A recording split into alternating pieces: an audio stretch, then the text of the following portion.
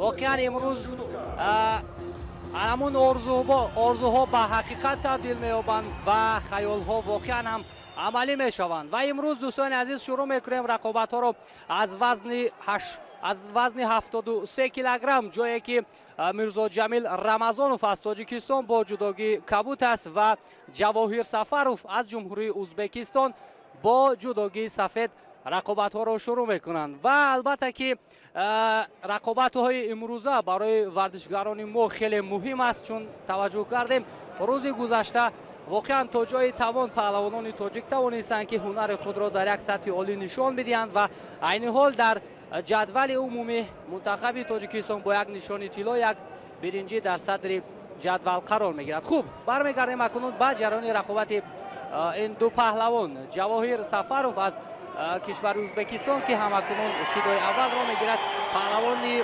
22 ساله است که در مسابقات با نفوذ، البته در نظر داریم گران پری گرند سلام یک مرتبه سال 2023 در وطنش در گرند سلام شرکت داشت و اکنون در گران پری دوشنبه هم هنر خود را بر مقابل میرزا جمیل رمضانوف نشان میدهد. و پایزنی ها از جانب هر دو سر آستین خیلی مستحکم داشته از پهلوان ازبکستان، اما اینجا از روی گله میبراید رمضانوف. یادآور بشیم دوستان عزیز که در به خاطر برآمدن از همون دایره معین شده به میرزا جمیل رمضانوف داوری مرکز شیدا داد. خب ناخواست اینجا انگشت سفروف به چشمان میرزا جمیل رمضانوف افتاد، اما این البته برای او خطری را ایجاد نکرد. خب اکنون رقابت واقعا هم مرحله به مرحله و این حرکت سفروف چی بود؟ خوشبختانه اینجا چیزی نیست، امتیازی نیست برای پهلوان کشور ازبکستان جواهر. اکنون میرزا جمیل رمضانوف باید فعالتر باشد، چون در نزد مخلصان خود هنر نمایی میکند. میرزا جمیل رمضانوف اینجا یک حرکت از جانب پهلوان ازبکستان بود، ولی رمضانوف توانست که ضد حمله را به خوبی به کار برد. خوب، میرزا جمیل رمضانوف البته در مسابقات گرند سلام تجربه دارد.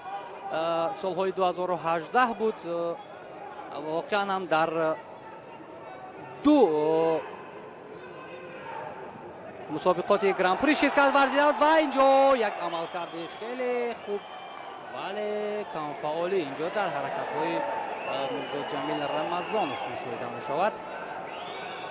جان محمد طالبوف در نزد میدان توصیه می دهد به رمضانوف.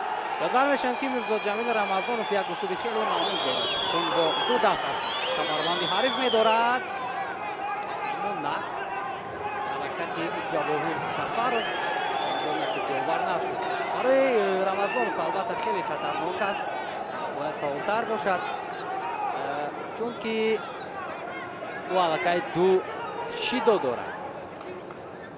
سال 2018 در گران پری انتالیا شرکت داشت، رمضانوف موفق نشد و سال 2018 در گران پری تاشکند هم هنرش را نشان داده بود.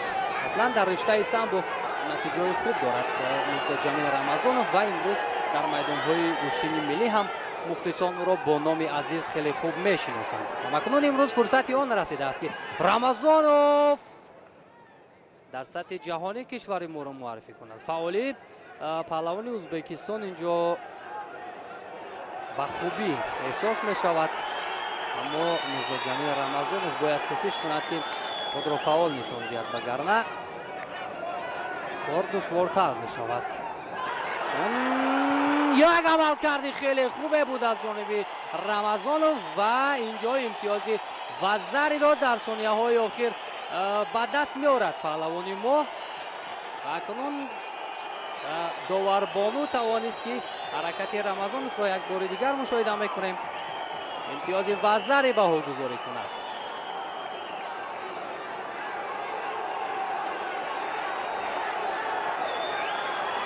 خوب اکنون انا همین اصولی دوست داشته میرزا جمیل رمضانوف است و چی است این حرکتی او؟ داور خاموش است ولی با همان اصول دوست داشته خود یک مرتبه توکل کرد میرزا جمیل رمضانوف. شاید این حالت تفتیش کرده شود. واقعا هم عملکرد خوبی داشت رمضانوف ولی نه، ثانیه‌های باقی مانده رو پهلوان ما باید بر سود خود استفاده کند. تمام اصول مقبول و پسندیده خود رو این نوبت هم به کار میبرد اما باید توکل نباید کرد. در ثانیه‌های آخر البته خیلی دشوار است نگاه داشتن همان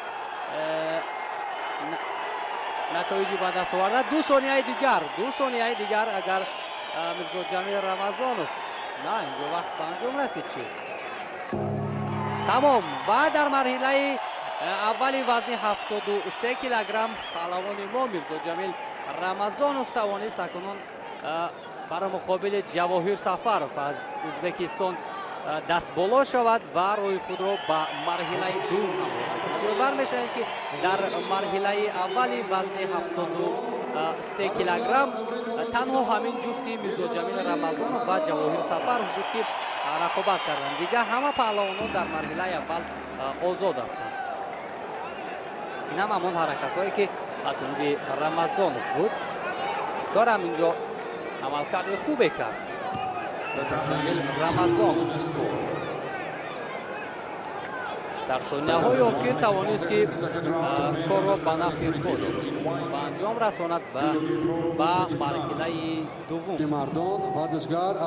خب این میرزا جمیل رمضانوف است با جداگی کبود. خب با یک آمادگی و یک قیافه بسیار هم جدی به میدان وارد می شود. در مرحله دوم حریفی باشد از کشور مراکش حسن دوکالی. خوب اکنون میبینیم که میرزا جمیل رمضانوف چگونه هنرش را نشان میدهد. در مرحله اول آزاد بود حسن دوکالی اما رمضانوف پهلوان کشور ازبکستان را تسلیم کرد. حالا درونی پای را خیلی خوب استفاده کرد اما پرتافتش آنقدر موفق نشد.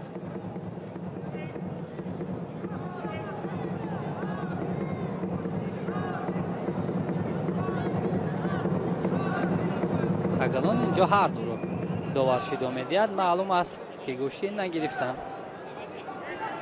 و این شاید وادار کند با پهلوانان که فعالتر گردند. میرزا جمیل رمضانوف موقعیت رو دیگر میکند بیشتر از همان اصولی سری سرجی و یا اصولی از میان مستحکم داشتن استفاده میکند میرزا جمیل رمضانوف اما نباید توکل کند. اینجا تا با آخر مبارزه برد با اصولی کمری ولی نه موفق نشد. همین گونه فعالی خود را نشان دهد. داور مجبور می شود که به حسن دوکالی پهلوان کشور مراکش مجازات کند.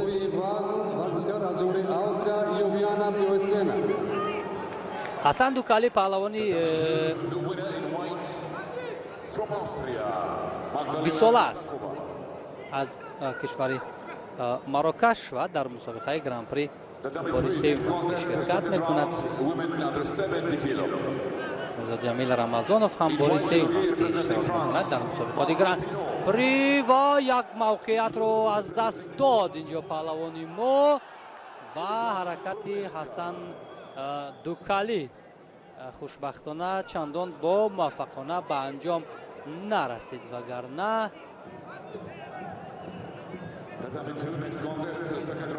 کار برای میرزا جمیل رمضانوف خطرناک بود.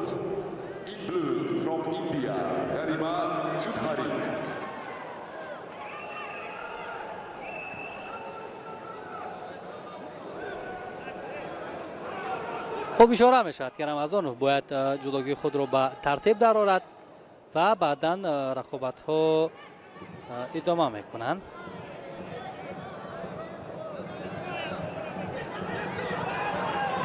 خب بسیار هم نزدیک میخواهد حریف رو با خود کند رمضانوف و بعد هم پرتوف نماید و این حرکتش بسیار هم موفق بود. امتیازی و ضربه و فرصت هم داشت که حریف رو در زمین نگاه دارد، اما حسن دوکالی اشاره میکند که رمضانوف با سر آمد. خب متوجه میشویم. اگر این حالت رو با نوبت گیرن رمضانوف از میدان خارج خواهد شد.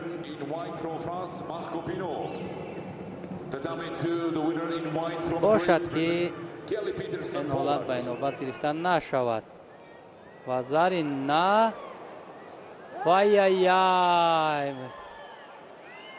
متاسفانه با سر فرود آمدن رمضانوف او را از میدان خارج میکنند. حسن دوکالی باشد روی خود را به مرحله دیگر میبرد. بسیار هم تاسف آور است این حالت،